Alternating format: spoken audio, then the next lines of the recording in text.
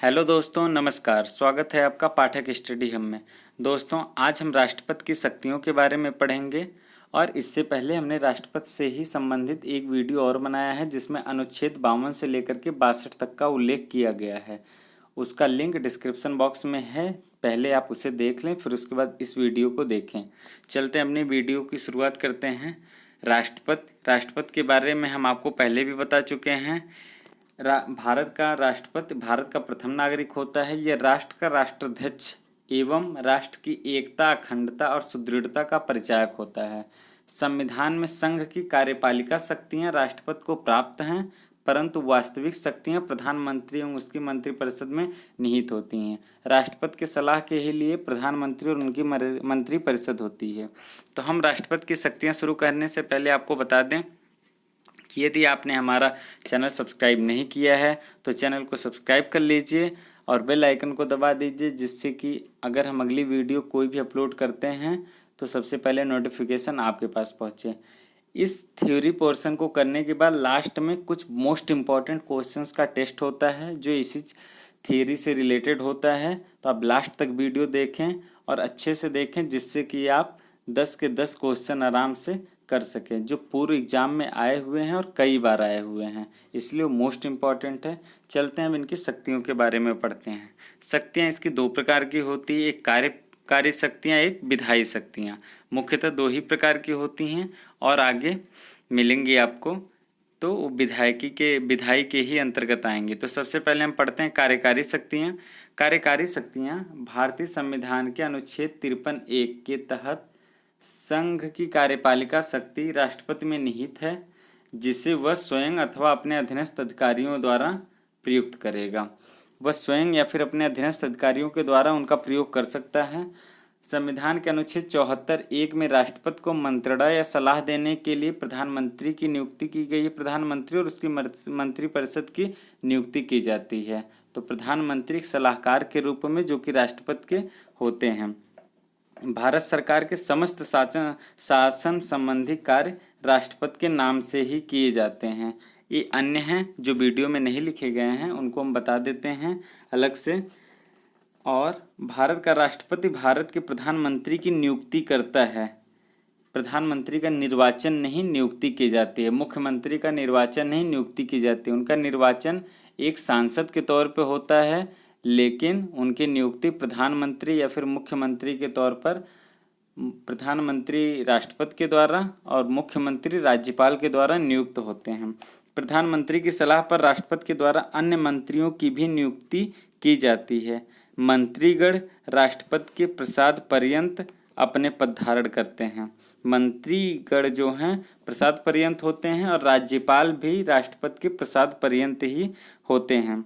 राष्ट्रपति अंतर्राज्यीय परिषद का गठन कर सकता है, जिससे केंद्र, राज्य एवं विभिन्न राज्यों के मध्य सहयोग एवं समन्वय स्थापित हो सके। केंद्र और राज्यों के बीच में समन्वय स्थापित करने के लिए वो अंतर्राज्यीय परिषद का गठन कर सकता है, जो राष्ट्रपति के पास ही ये शक्तियाँ हैं। राष्ट्रपति अनुसूचित क्षेत्र तथा अनुसूचित जनजातीय क्षेत्रों की प्रशासकीय शक्ति रखता है। वह किसी भी क्षेत्र को अनुसूचित क्षेत्र घोषित कर सकता है। ये शक्तियाँ राष्ट्रपति के पास होती हैं, को किसी भी क्षेत्र को अनुसूचित क्षेत्र घोषित कर सकता है। राष्ट्रपति विभिन्न आयोगों की भी नियुक्ति कर सकता है, जैसे अनुसूचित जाति आयोग, अनुसूचित जनजाति आयोग एवं अन्य पिछड़ा वर्गों के लिए आयोगों का गठन कर सकता है। ये मुख्यतः रही कार्यकारी शक्तियाँ। अब चलते हैं अपनी विधायी शक्तियों की तरफ। विधायी शक्तियाँ हैं जैसे राष्ट्रपति संसद की बैठक बुला सकता है एवं सत्रावसान कर सकता है, मतलब उनका विघटन भी कर सकता है। लोकसभा का विघटन कर सकता है एवं संसद के संयुक्त अधिवेशन का आह्वान कर सकता है। एक नोट पॉइंट है कि लोकसभा का ही विघटन किया जा सकता है, राज्यसभा का नहीं। लोकसभा को निचला सदन और उच्च सदन बोलते हैं राज्यसभा को, इसलिए निम्न सदन का ही विघटन किया जा सकता है, राज्यसभा का नहीं किया जा सकता है। अब लेकिन संसद के संयुक्त अधिवेशन की अध्यक्षता कौन करता है? लोकसभा अध्यक्ष करता है। अधिकतर क्वेश्चन में मोस्ट इम्पॉर्टेंट है, नोट करके लिखा गया है कि संसद के संयुक्त अधिवेशन की अध्यक्षता जो है लोकसभा अध्यक्ष ही करता है। और आगे प्रत्येक वर्ष संसद के प्रथम अधिवेशन और प्रत्येक नए चुनाव के बाद राष्ट्रपति संसद को संबोधित कर सकता है। जैसे नया कोई चुनाव हुआ जिसमें प्रधानमंत्री या फिर वही हैं या फिर नई संसद का गठन हुआ, तो उस समय प्रधानमंत्री राष्ट्रपति संबोधित करेगा सदन को। या फिर नए वर्ष पर नई संसद का जब गठन होता है, प्रत्येक वर्ष जब अधिवेशन खत्म होते हैं और नया अधिवेशन शुरू होता है तो उसके पहले राष्ट्रपति संबोधन करते हैं। इसके बाद राष्ट्रपति लोकसभा एवं राज्यसभा के अध्यक्ष व उपाध्यक्ष के पद की रिक्तता की स्थिति में सदन के किसी भी सदस्य को अध्यक्षता सौंप सकता है। मतलब अगर राज्यसभा के अध्यक्ष या फिर उपाध्यक्ष नहीं है अध्यक्षता करने के लिए, या फिर लोकसभा के अध्यक्ष या फिर उपाध्यक्ष नहीं है, तो राष्ट्रपति को इतना अधिकार है कि वह किसी को भी व्यक्ति को अध्यक्षता सौंप सकता है, तब तक के लिए जब तक वहाँ पे निर्वाचन उनका न हो जाए या फिर जो चुन लिए जाएं अध्यक्ष या फिर उपाध्यक्ष के लिए।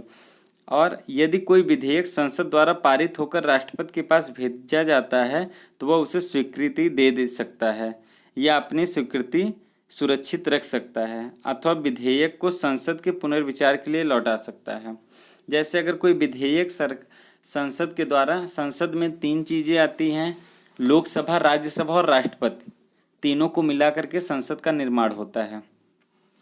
तो लोकसभा या फिर राज्यसभा के द्वारा कोई विधेयक दोनों सदनों से पास होकर के राष्ट्रपति के पास जब साइन के लिए जाता है तो या फिर वो अपने पास रख सकते हैं या उसको तुरंत ही साइन करके दे सकते हैं, अथवा पुनर्विचार के लिए भेज सकते हैं मंत्रिपरिषद के पास। ठीक है, इसमें नोट पॉइंट है कि धन विधेयक को राष्ट्रपति संसद के पुनर्विचार के लिए नहीं लौटा सकता, वो बाध्य हैं इस पे साइन करने के लिए। ठीक है, तो ये पुनर्विचार के लिए धन विधेयक को नहीं लौटाया जा सकता। जब किसी राज्य के राज्यपाल द्वारा कोई विधेयक राष्ट्रपति के विचारार्थ भेजा जाता है, जैसे कोई राज्यपाल, जैसे उत्तर प्रदेश के राज्यपाल कोई विधेयक यहाँ की विधानसभा का राष्ट्रपति के पास भेजते हैं विचार के लिए, तो ऐसी स्थिति में राष्ट्रपति विधेयक पर अपनी स्वीकृति दे सकता है या स्वीकृति सुरक्षित रख सकता है, अथवा राज्यपाल को ये कह सकता है कि आप विधानसभा में फिर से पुनर्विचार के लिए इसे भेज दीजिए, और पुनर्विचार के बाद अगर राष्ट्रपति के पास आती है तो बाध्य नहीं है कि वो उस पर साइन करे ही करे। ठीक है, तो राज्य विधायिका द्वारा पुनर्विचार के पश्चात भेजे गए विधेयक पर राष्ट्रपति स्वीकृति देने के लिए बाध्य नहीं है। ये रहे विधायी शक्तियाँ, लेकिन विधायी शक्तियों में ही कुछ और शक्तियाँ भी आती हैं, जैसे वित्तीय शक्तियाँ। ये वित्तीय शक्तियाँ क्या होता है, तो वित्तीय शक्तियाँ धन से संबंधित होता है। जैसे धन विधेयक को राष्ट्रपति की पूर्वानुमति से ही संसद में पेश किया जा सकता है, उससे पहले नहीं। तो धन विधेयक को राष्ट्रपति की पूर्वानुमति से ही संसद में पेश किया जा सकता है।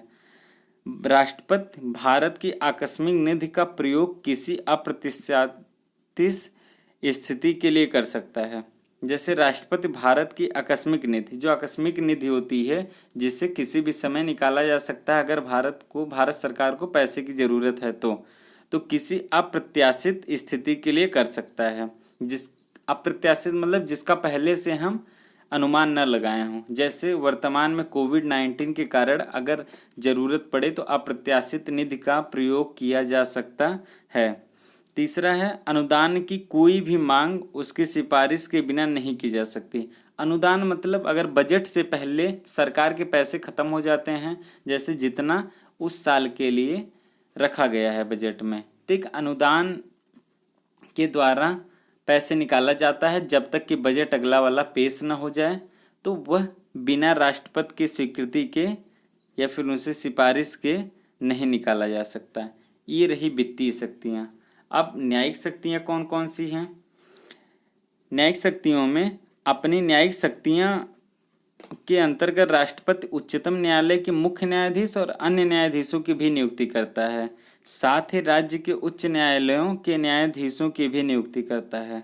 दूसरा है राष्ट्रपति विधिक सलाह भी उच्चतम न्यायालय से ले सकता है, परंतु न्यायालय की यह सलाह राष्ट्रपति के लिए बाध्यकारी नहीं होगी। जैसे राष्ट्रपति को कोई विधिक सलाह अगर चाहिए तो उच्चतम न्यायालय से ले सकता है। उच्चतम न्यायालय का मतलब है कि वहाँ के मुख्य न्यायाधीश से ले सकता है, लेकिन वह बाध्य नहीं है कि वो उनकी बातों को माने ही। हो सकता है कि उनकी बातों को सुन करके फिर उस पर विचार न करे। तो ये रही उनकी न्यायिक शक्तियाँ। सैन्य शक्तियों पे चलते हैं। हमने लिखा नहीं इनके बारे में, हमने सब चीज़ों को इलेबरेट कर दे रहे हैं, हर पॉइंट टू पॉइंट समझाते हुए चल रहे हैं, बस आप ध्यान से सुनिए, ठीक है। फिर सैन्य शक्तियों में राष्ट्रपति भारत की सेना का सर्वोच्च सेनापति होता है। ये हम पिछले वाले वीडियो में भी बताए थे कि भारत जो तीनों सेनाओं का सर्वोच्च सेनापति जो होता है वह राष्ट्रपति होता है। जल, थल और वायु सेना के प्रमुखों की नियुक्ति भी यही करता है और संसद के अनुमति से वह किसी युद्ध की घोषणा या समाप्ति की घोषणा भी कर सकता है।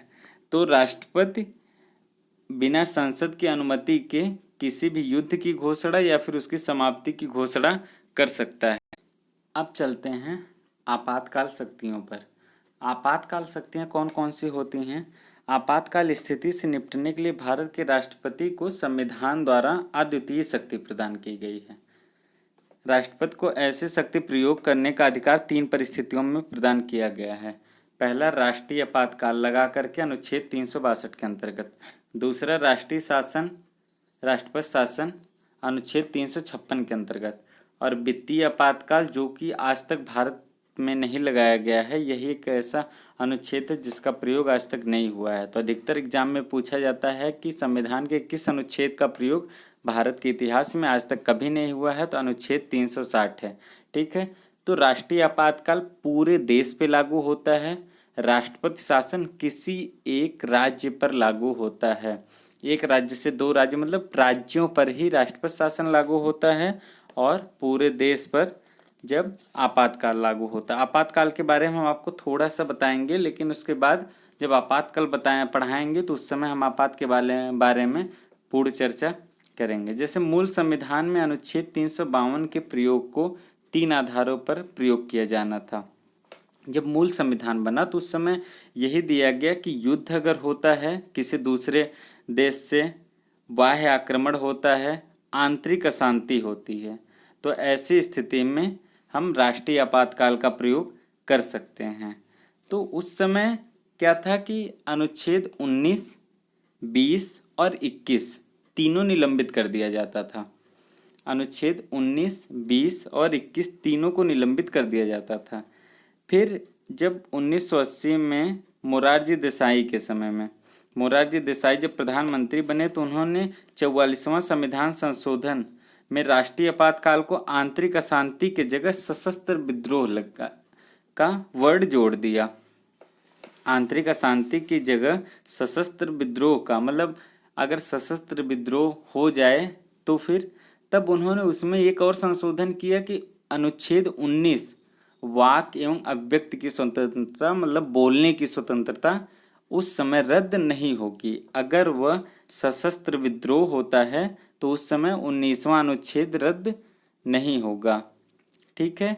तो ऐसे ही था कि जैसे सभी अनुच्छेद केवल बस जब पहले क्या था कि मूल संविधान में जब 3 वर्ड का इस्तेमाल किया गया था, युद्ध, बाह्य आक्रमण, आंतरिक अशांति, तो सभी अनुच्छेदों को रद्द करके सिर्फ 20 और 21 को रहने दिया जाता था, जिसमें 20 और 21 अनुच्छेद नहीं खत्म होते थे।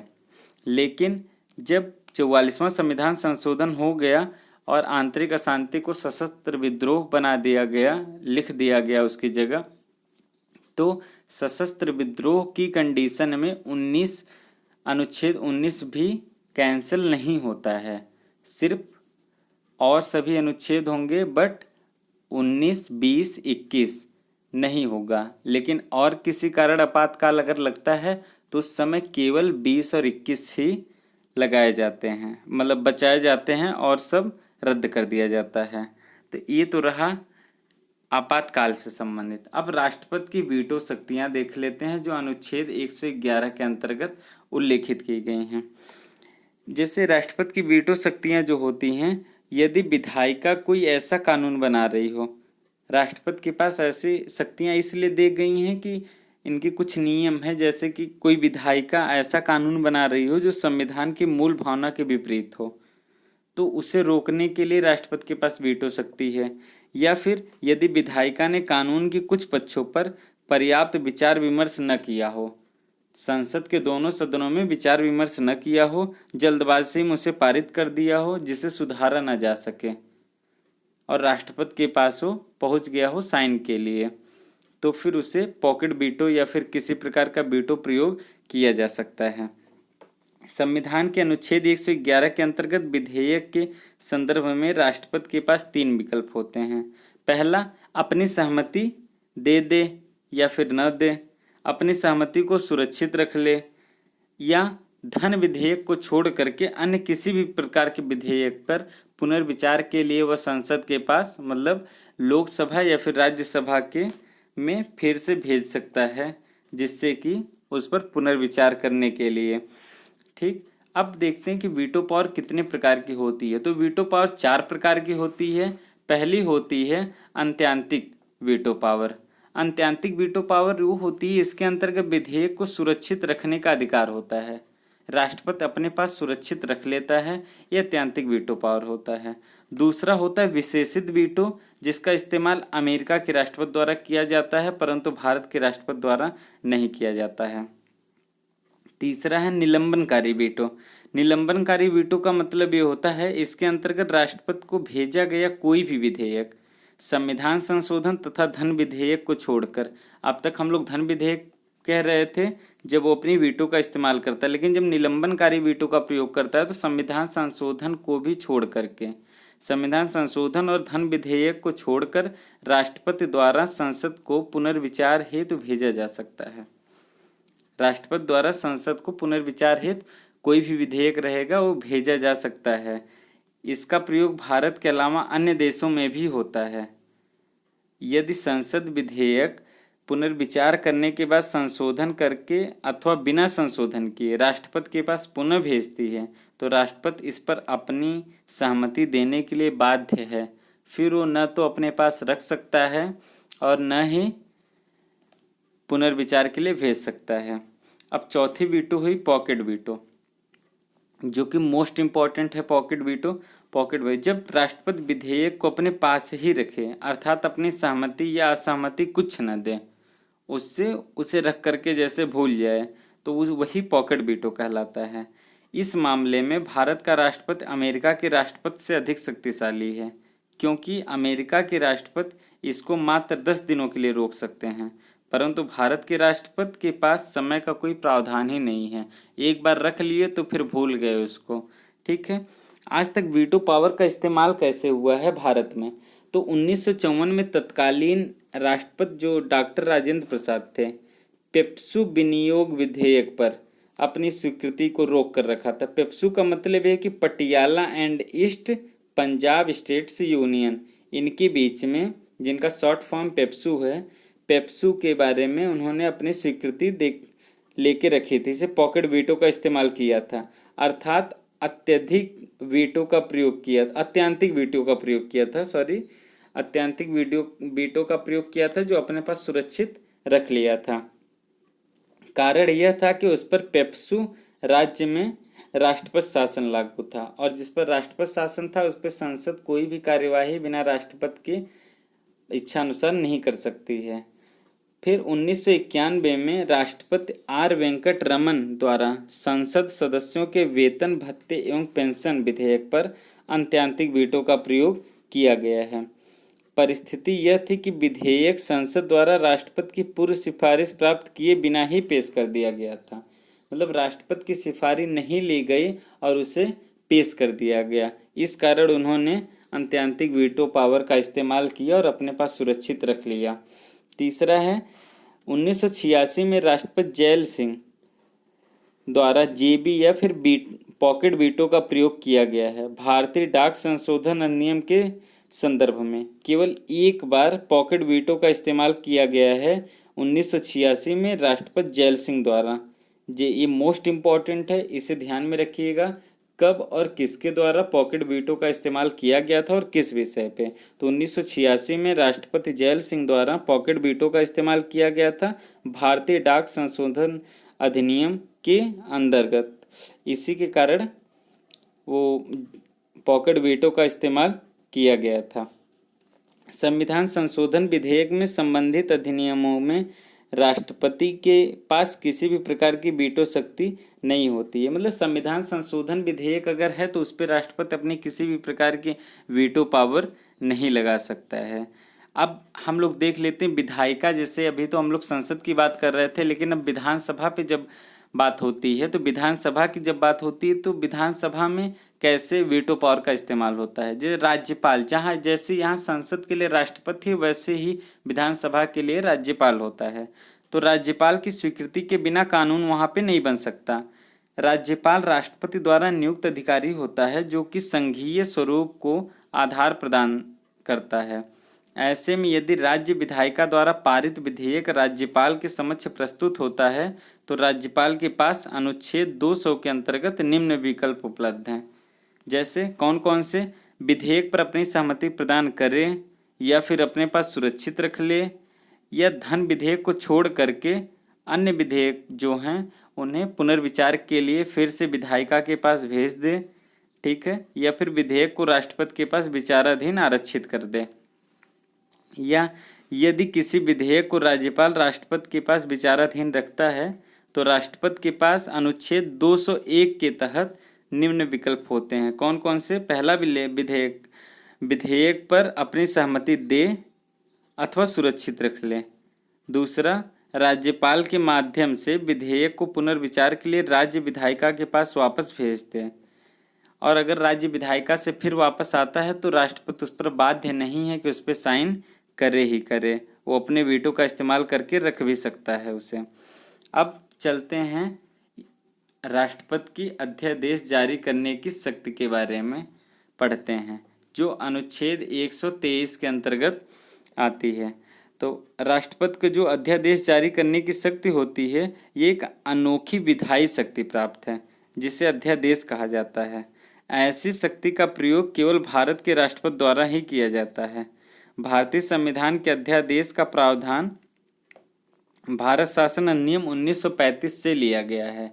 अधिकतर क्वेश्चन पूछा जाता है कि अध्यादेश का प्रावधान किस देश से या फिर कहाँ से लिया गया है, तो इसका आंसर है भारत शासन अधिनियम 1935 से लिया गया है। इस शक्ति का प्रयोग अप्रत्याशित अथवा अविलंबनीय मामलों से निपटने के लिए किया जाता है। ठीक, अनुच्छेद 123 के अनुसार अध्यादेश जारी करने का परिस्थितियां डिपेंड करती है कि अध्यादेश कैसे जारी किया जाएगा। जैसे कुछ परिस्थितियों के बारे में, यदि राष्ट्रपति को ऐसा प्रतीत हो कि विधि के निर्माण की तत्काल आवश्यकता, अगर राष्ट्रपति को लगता है कि संविधान संशोधन की तत्काल आवश्यकता है तो तुरंत ही अध्यादेश उस विषय पे जारी कर देता है। सरकार के समक्ष आकस्मिक परिस्थिति विद्यमान हो, जैसे कोई ऐसी परिस्थिति आ जाए तो फिर जैसे कोविड-19 आया, इसे वैश्विक महामारी थी, तो इसे महामारी घोषित करने के लिए अगर मान लीजिए इसके पहले ऐसी कोई भी महामारी नहीं आई रहती तो संविधान संशोधन करना पड़ता, और संसद नहीं बैठी है तो करना पड़ता, तो अध्यादेश उसके लिए लाया जाता। संसद के दोनों सदन अथवा एक भी सदन सत्र में न हो, जैसे दोनों सदनों के द्वारा, और संसद में हमने आपको पहले ही बताया कि संसद में 3 पिलर होते हैं, 3 खंभे होते हैं, पहला लोकसभा, दूसरा राज्यसभा, तीसरा राष्ट्रपति। तो अगर तीनों एक साथ नहीं हैं तो किसी भी संशोधन पे या फिर किसी भी विधेयक पर मुहर नहीं लगाई जा सकती। तो अगर दोनों, जैसे राष्ट्रपति तब अध्यादेश जारी करेगा जब दोनों सदन में से कोई एक सदन नहीं है। पता चला राज्यसभा तो है बट लोकसभा नहीं है, और लोकसभा में पास हो गया तो फिर राज्यसभा में नहीं पास होगा, तो तब तक राष्ट्रपति के पास नहीं जा सकता है। अध्यादेश की अवधि कितनी होती है? मुख्य रूप से कहा जाए तो अध्यादेश की अवधि जो कि 6 महीने की होती है, या फिर अगर मान लीजिए कि 6 महीने तक इसलिए रखी गई है क्योंकि 2 जो सदन बैठते हैं राज्यसभा या फिर लोकसभा के, उनके बीच की अवधि 6 महीने होती। जैसे मान लीजिए कि कोई विधेयक आज पास कर दिया गया, कोई अध्यादेश कोई आज लाया गया, और आज के 5 महीने बाद जब 6 महीने में ही बैठना है उस सदन को, तो 5 महीने, मान लीजिए 4 महीने, 3 महीने, 2 महीने, इतने बाद अगर संसद बैठती है तो उस समय सबसे पहले इसी पे विचार किया जाएगा। यदि इस विचार को पास नहीं कराया जाता संसद के द्वारा तो यह निलंबित हो जाती है। अगर पास करा लिया गया तो वही चीज़ें संशोधन होकर के संविधान में सामने आते हैं। ठीक है, अब चलते हैं राष्ट्रपति की क्षमादान करने की शक्ति के बारे में पढ़ते हैं। क्षमादान करने की शक्ति अनुच्छेद 72 के अंदर दिया गया है राष्ट्रपति के द्वारा। जैसे भारतीय संविधान के अनुच्छेद 72 द्वारा यह शक्ति है कि राष्ट्रपति निम्न अपराध के लिए दोषी करार दिए गए व्यक्तियों को सजा को क्षमा कर सकता है। निम्न अपराध मतलब कौन कौन से? संघीय विधि के विरुद्ध दंडित व्यक्ति को, जैसे संघ विधि के कोई न्याय से संबंधित है जिससे विरुद्ध अगर दंडित है व्यक्ति उसको, सैन्य न्यायालय द्वारा दंडित व्यक्ति को, जैसे सैनिकों से कोई संबंधित है तो उस व्यक्ति को, या फिर मृत्युदंड पाए हुए व्यक्ति को राष्ट्रपति द्वारा क्षमा याचना किया जा सकता है। अब राष्ट्रपति की क्षमादान शक्ति 5 प्रकार की होती है। जैसे लघुकरण। लघुकरण शक्ति सजा की प्रकृति को बदलना होता है। सजा की प्रकृति को, जैसे मृत्युदंड है तो उसे आजीवन कारावास में दे दिया गया। ठीक है। परिहार शक्ति सजा की मात्रा को बदलना होता है। जैसे 2 वर्ष का कठोर दंड है तो उसे 1 वर्ष का कर दिया गया। विराम शक्ति, जो विराम क्षमादान शक्ति है, ये विशेष परिस्थितियों की वजह से सजा कम करना। जैसे शारीरिक अपंगता हो गई हो, महिलाओं की गर्भावस्था में है तो उस समय उनकी अवधि को कम कर दिया जाता है। प्रविलंबन, किसी दंड को कुछ समय के लिए टालने की प्रक्रिया में, जैसे फांसी के संदर्भ में फांसी कुछ दिन के लिए टाल दी गई। क्षमा पूर्णतः माफ कर देने वाली शक्ति है। इसका तकनीकी मतलब यह है कि अपराध कभी हुआ ही नहीं, यही होता है। ठीक है। और नोट पॉइंट ये है कि संविधान के अनुच्छेद 161 के द्वारा राज्य के राज्यपाल को भी क्षमादान करने की शक्ति प्रदान की गई है। राज्यपाल राज्य की विधि विरुद्ध अपराध में दोषी व्यक्ति के संदर्भ में यह शक्ति रखता है। जैसे मृत्युदंड को क्षमा करने का अधिकार राष्ट्रपति को है, राज्यपाल को नहीं। मतलब मृत्युदंड को अगर क्षमा करना है तो वह केवल और केवल सिर्फ राज्यपाल को नहीं है, सिर्फ राष्ट्रपति को है। हाँ, यह जरूर है कि राज्यपाल मृत्युदंड को निलंबित, दंडावधि को कम एवं दंड का स्वरूप बदल सकता है। जैसे मृत्युदंड है तो आजीवन कारावास में कर सकता है या फिर इन प्रकार से कर सकता है। अब हम थोड़ी सी बात कर लेते हैं कि इनसे संबंधित मुख्य अनुच्छेद, राष्ट्रपति से संबंधित। वैसे हमने सभी क्लियर कर दिया आपका, पहले वीडियो देख लीजिएगा, पहले वाले भी और ये वाले भी, सारे अनुच्छेद आपके क्लियर हो जाएंगे। ठीक है। अब हम भारत के राष्ट्रपति के बारे में थोड़ी सी बात कर लेते हैं। जैसे भारत के प्रथम राष्ट्रपति जो थे राजेंद्र प्रसाद थे और वही दूसरी बार भी चुने गए थे। तो सिर्फ ये कहा जाए कि आज तक के इतिहास में राजेंद्र प्रसाद ही एक ऐसे राष्ट्रपति थे जो 2 बार लगातार चुने गए थे। वर्तमान में राष्ट्रपति रामनाथ कोविंद जी हैं। ठीक है। और निर्विरोध चुने गए सिर्फ एक, निर्विरोध मतलब उनके विरोध में कोई प्रतिद्वंदी खड़ा ही नहीं हुआ, वह नीलम संजीव रेड्डी थे जो 1977 में राष्ट्रपति बने थे।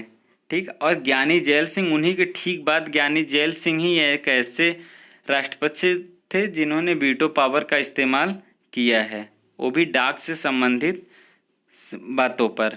ठीक है। अब चलते हैं अपने टेस्ट पर। जो टेस्ट हमें लगाना है 10 क्वेश्चंस का, देखते हैं कितने अच्छे से तैयारी हुई है। पहला क्वेश्चन है, निम्नलिखित में से कौन सा कथन असत्य है? संघ की कार्यपालिका शक्ति प्रधानमंत्री में निहित होती है। पहला गलत है, क्योंकि संघ की कार्यपालिका शक्ति किसमें होती है? राष्ट्रपति में होती है। चलते हैं अगले क्वेश्चन पे। अगला क्वेश्चन है, भारतीय संविधान के निम्नलिखित में से किस एक संशोधन द्वारा राष्ट्रपति की कोई भी मामला मंत्रिपरिषद द्वारा पुनर्विचार किए जाने के लिए वापस भेजने का अधिकार दिया गया है? तो अनुच्छेद 44वें द्वारा राष्ट्रपति अगर किसी पे साइन नहीं करता और पुनर्विचार के लिए मंत्रिपरिषद के पास कोई भी विधेयक भेज सकता है। ठीक है। ये बहुत ही इंपॉर्टेंट क्वेश्चंस हैं जो कई बार आए हुए हैं एग्जाम में, इसलिए मोस्ट इम्पॉर्टेंट है। इनको तो आप याद कर लीजिए, अच्छी तरीके से समझ लीजिए हर चीज़ों को, और अगर एक बार में वीडियो ना समझ में आए तो दोबारा वीडियो देखिए, जिससे फिर मैक्सिमम क्वेश्चन आप करने की कोशिश करिए। ठीक है, चलते हैं अगले क्वेश्चन पे। अगला क्वेश्चन है, लोकसभा और राज्यसभा की संयुक्त बैठक किसके द्वारा आहूत की जाती है? आहूत का मतलब होता है बुलाना, किसके द्वारा बुलाई जाती है? तो इसका आंसर है राष्ट्रपति द्वारा। राष्ट्रपति द्वारा ही ऑप्शन ए, लोकसभा और राज्यसभा की संयुक्त बैठक बुलाई जाती है। चलते हैं अब अपने अगले क्वेश्चन की तरफ। और उनकी अध्यक्षता कौन करता है? संयुक्त बैठक की लोकसभा अध्यक्ष करता है और बुलाई जाती है राष्ट्रपति द्वारा। ठीक है, चलते हैं अगले क्वेश्चन पे। अगला क्वेश्चन है, अनुच्छेद 108 के अंतर्गत लोकसभा और राज्यसभा की संयुक्त बैठक आयोजित की जाती है, तो किसके द्वारा? राष्ट्रपति के द्वारा। राष्ट्रपति के द्वारा ही आयोजित की जाती है, बुलाई जाती है, लेकिन अध्यक्षता लोकसभा का अध्यक्ष करता है। अगला क्वेश्चन है, भारत के राष्ट्रपति से संबंधित निम्नलिखित कथनों में से एक सही नहीं है, वो कौन सा कथन है? तो वह संसद का एक संगठक भाग है, ये तो सही है, क्योंकि संसद में कौन कौन सा? लोकसभा, राज्यसभा और राष्ट्रपति होता है, तो संगठक भाग है, ये तो सही है। वह दोनों सदनों में की चर्चा में भाग लेता है, गलत है। वह चर्चा नहीं लेता है, चर्चा में भाग नहीं लेता है, सिर्फ वो संबोधन करता है और चर्चा में भाग नहीं लेता है। ठीक है, तीसरा देख लेते हैं, वह प्रत्येक वर्ष दोनों सदनों की संयुक्त बैठक को संबोधित करता है, सही है। वह किन्हीं परिस्थितियों में अध्यादेश लागू कर सकता है, सही है। 3 परिस्थितियां हैं जो हमने आपको बताई है, अगर आपको याद हो तो कमेंट बॉक्स में लिखें उन्हें। ठीक है, चलते हैं अगले क्वेश्चन पे। अगला क्वेश्चन है, भारत के राष्ट्रपति ने एकमात्र मामले में अपनी पॉकेट वीटो के प्रयोग किया था, कौन सा था? भारतीय डाक पर संशोधन विधेयक ज्ञानी जैल सिंह द्वारा प्रयोग किया गया था एक बार, और इन पे दोनों पे अत्यधिक वीटो पावर का इस्तेमाल किया गया था। पेप्सू विधेयक राजेंद्र प्रसाद द्वारा, ठीक है। और भारत डाक पर संशोधन विधेयक ये किसके द्वारा? ज्ञानी जैल सिंह के द्वारा। हिंदू बिल कोड वेंकट रमन के द्वारा। ठीक है, अब चलते हैं अगले क्वेश्चन। अगला क्वेश्चन है, निम्नलिखित में से किस विषय पर राष्ट्रपति के लिए मंत्रिपरिषद से सलाह लेना आवश्यक नहीं है? पहला ऑप्शन है राजदूतों की नियुक्ति, दूसरा है विधेयकों की स्वीकृति देना, तीसरा है राज्यपाल द्वारा प्रेषित विधेयकों पर स्वीकृति, और चौथा है लोकसभा भंग करना।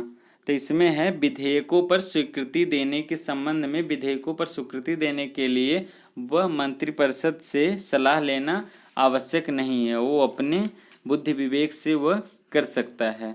चलते हैं अगले क्वेश्चन पे। अगला क्वेश्चन है, संविधान के किस अनुच्छेद के अंतर्गत भारत के राष्ट्रपति को अध्यादेश जारी करने का प्रदत्त शक्ति प्रदान की गई है? तो अनुच्छेद 123 के द्वारा 1, 2, 3 याद करने का तरीका, 1, 2, 3 के द्वारा संविधान में राष्ट्रपति को अध्यादेश जारी करने की शक्ति प्रदान की गई है। अगले क्वेश्चन पे चलते हैं।